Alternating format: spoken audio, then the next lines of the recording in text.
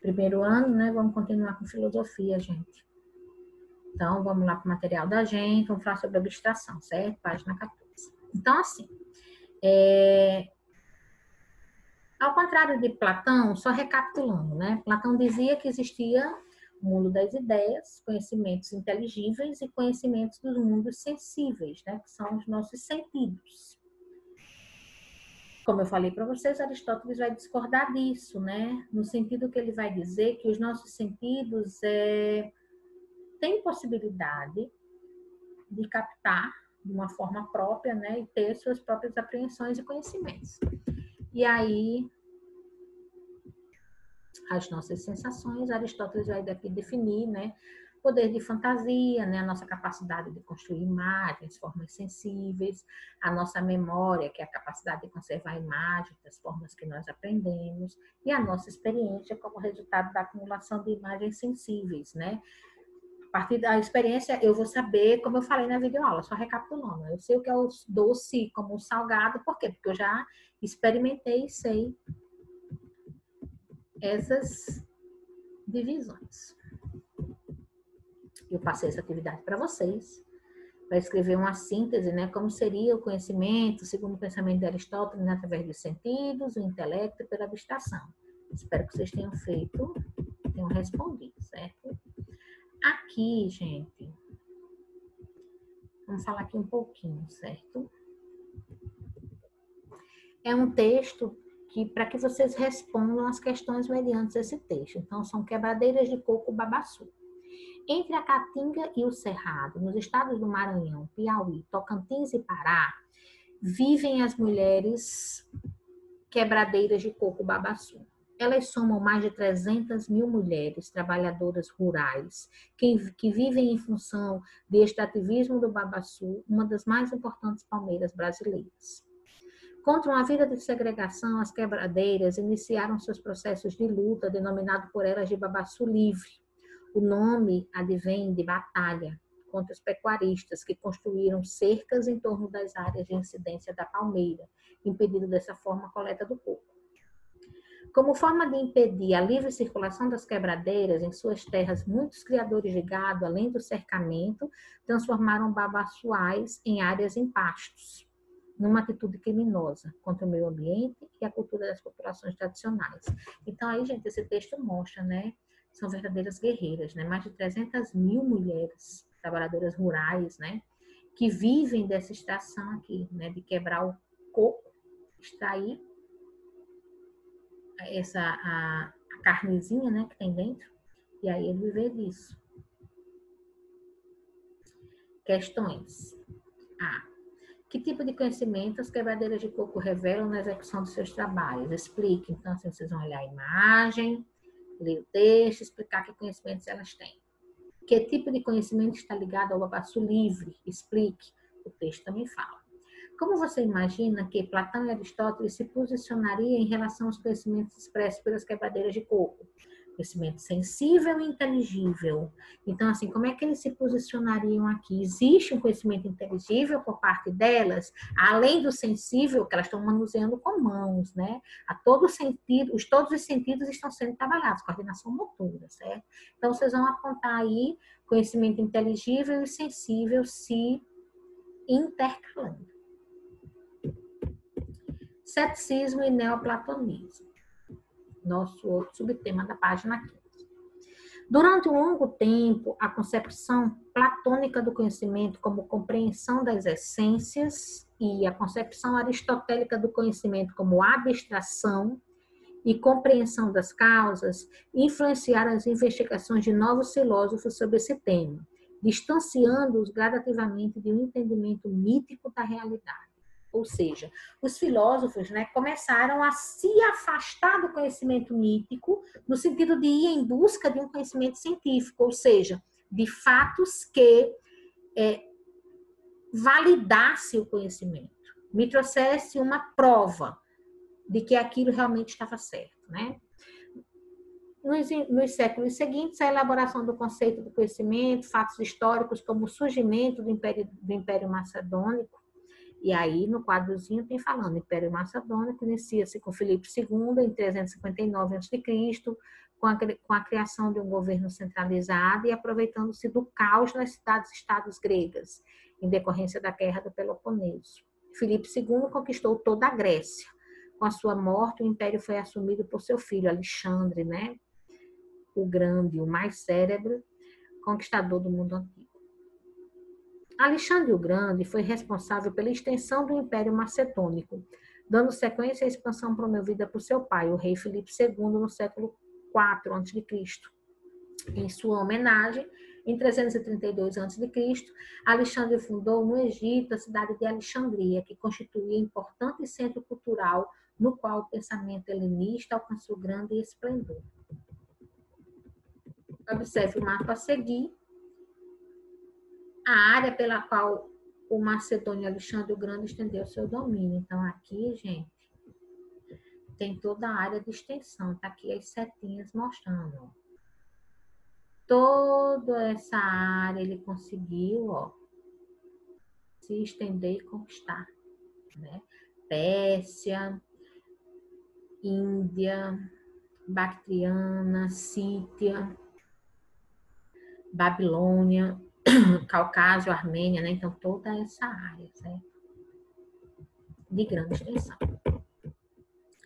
No final da Antiguidade, o cristianismo tornou-se uma religião amplamente disseminada em diversos territórios do Império Romano, que dominou e sucedeu o Império Macedônico. Dessa maneira, ocorreu o encontro entre a filosofia grega e os princípios do cristianismo, o que resultaria em uma nova visão sobre os diversos temas filosóficos, entre os quais o conhecimento, visão que se desenvolveria durante a Idade Média.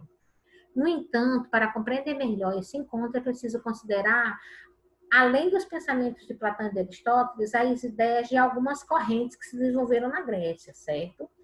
E aí, essas correntes, elas se deram, né, no período denominado helenístico, o greco-romano, que contempla, pessoal, o final do século III a.C. ao século VI d.C. Dentre essas correntes difundidas na Grécia, durante esse período, a gente vai ver aqui os céticos com Pirro. Então, a gente sai um pouquinho de Platão e de Aristóteles, né? E vamos estudar um pouquinho Pirro. Pirro foi considerado, pessoal, o fundador de uma escola filosófica que afirmava a impossibilidade de conhecer um conhecimento seguro da realidade, embora não tenha deixado nenhum escrito a esse respeito. Durante o século II a.C., a Academia Platônica foi dirigida por dois sucessores de Platão, que seria Arcilau e, posteriormente, Carneades, cujas reflexões, em alguns aspectos, se aproximavam de tal concepção.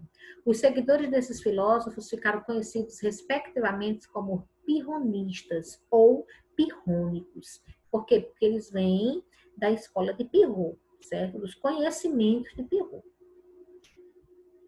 E acadêmicos, certo? Receberam também a designação de céticos, termo que provém do verbo grego septomai, equivalente a examinar, investigar. Então, assim, uma pessoa cética é aquela que busca investigação, examinar, trazer mais informações daquilo que está observando. Continuando, certo? Embora houvesse diferenças entre esses dois grupos, ambos negavam o dogmatismo das teorias filosóficas, que, diferenciando realidade e aparência, aceitavam previamente a possibilidade do conhecimento da realidade, apenas debatendo entre si quanto ao melhor caminho de alcançá-la. Então, assim, um dogmatismo seria uma ideia pronta e que todo mundo ia lá seguir, certo? Então, assim, dentro dessa escola de Pirro, os céticos buscavam, gente, através da conversa, da busca do conhecimento, encontrar um caminho para alcançar essa verdade, né? Ao contrário dos defensores dessas teorias, os céticos problematizavam justamente a possibilidade de se conhecer a realidade. Então, assim, como é que eu conheço a natureza absoluta da realidade? Isso existe? Existe uma realidade absoluta? Ou nós temos realidades que são relativas? Então, os céticos, eles lançavam muitas interrogações a respeito disso, né? E que seria, né, impossível conhecer a natureza humana por completo. Portanto, de acordo com os céticos, na impossibilidade de provarem ter atingido a verdade, os indivíduos deveriam adotar a catalepsia, que consistia em reconhecer a impossibilidade de compreender ou conceber qualquer coisa. Então, assim, através da catalepsia, eu entendo que é impossível ter um conhecimento concreto. É impossível existir uma verdade absoluta. Além disso, né, ele ainda reforçavam, né, os céticos reforçavam a ideia de praticar a epoché, que era um termo utilizado por Arcesilau para designar a atitude de não estabelecer julgamento sobre as coisas. Então, assim, eu não posso julgar as coisas porque elas são relativas. As situações são relativas, certas verdades são relativas. Segundo Pirot, ele propunha, né, o termo adoxia, que significa sem opinião. Com esse termo, designava a postura de reconhecer que não era possível compreender a realidade e, portanto, suspender qualquer julgamento sobre a natureza absoluta das coisas, não afirmando serem elas verdadeiras ou falsas, belas, feias, boas ou más. Simplesmente é uma postura, né, de uma suspensão de um juízo de valor, certo, gente? Então, assim, quando eu me nego a dar um conhecimento, eu não estou em cima do muro, eu apenas estou evitando de expressar um valor para aquilo que eu não conheço. Se as pessoas usassem isso, né, na sua prática. Diante de qualquer possibilidade de conhecimento, era encarada pelos céticos na época como uma via de purificação espiritual, já que traria um estado de tranquilidade imperturbável, onde eles denominavam isso de ataraxia. Então, assim, eu praticava a catalepsia, ou seja, eu reconheço a minha impossibilidade de compreender qualquer coisa, que é isso que a catalepsia faz.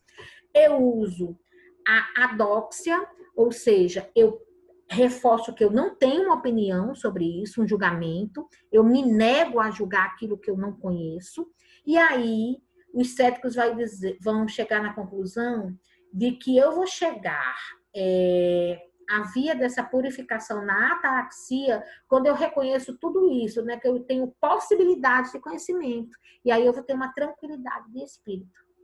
Entenderam essa escadinha de conhecimentos?